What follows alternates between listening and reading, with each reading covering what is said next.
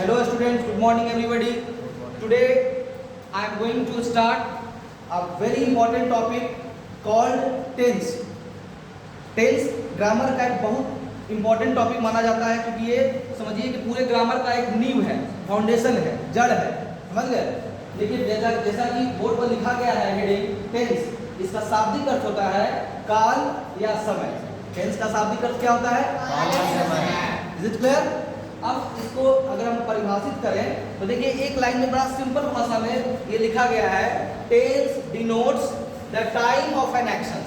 इसका मतलब हुआ कि टेंस जो है वो किसी भी क्रिया, एक्शन का मतलब कोई काम है ना, तो टेंस डिनोट्स, टेंस बताता है ना, इंडिकेट करता है, क्या चीज को इंडिकेट करता है? टाइम को, माने समय को दर्शाता है। किस चीज के समय को? ऑफ एन एक्शन, किसी भी क्रिया के समय को दर्शाने का काम करता है। कौन? टेंस।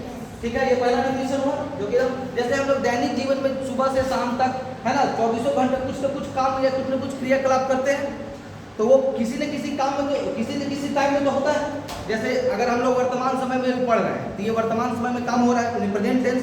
अगर कल जो हम लोग पढ़े थे है ना, जैसे कोई कल मैं मतलब वॉइस पढ़ा रहा है, कुछ भी टॉपिक में पढ़ा रहा है तो आपके पास का जिक्र हो गया, और जो हम आने वाला कल में कुछ पढ़ाएंगे या कुछ काम करेंगे तो क्या होगा? फ्यूचर। यही ना, अगर देखा जाए टेंस के तो कितने भेद? देखिए लिखा गया है ऐसे, एक और डिफिनेशन दिया गया है, tense is the study of verb forms. इसका मतलब हुआ टेंस जो है क्रिया के रूपों का पढ़ाई है। किस चीज का पढ़ाई है? क्रिया का रूपों का। जैसे क्रिया का कितने रूप? 5 forms, V1 V2 V3 V4 V5। तो पूरे टेंस में देखा जाए तो V1 से लेकर V5 तक का तो प्रयोग होता ही है, तो इसलिए ये भी डिफिनेशन क्या है? क्वाइट क्लियर कि tense is the study of verb forms. Tense जो है वो अध्ययन होता है किस चीज का? वो क्रिया के रूपों का, है ना।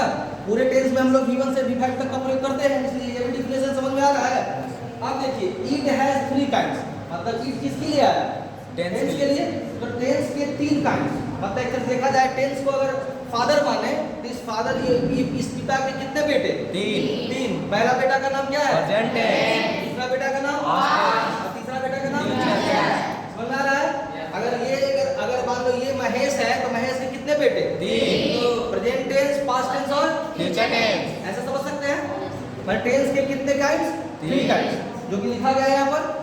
यहाँ तक में कोई दिक्कत नहीं। तो टेंस हम लोग क्यों पढ़ते हैं कि हमने अपने दैनिक जीवन में जो कुछ भी क्रियाकलाप करते हैं उसके समय को बतलाने के लिए, उसके समय को दर्शाने के लिए हम लोग टेंस का अध्ययन करते हैं। Is it clear?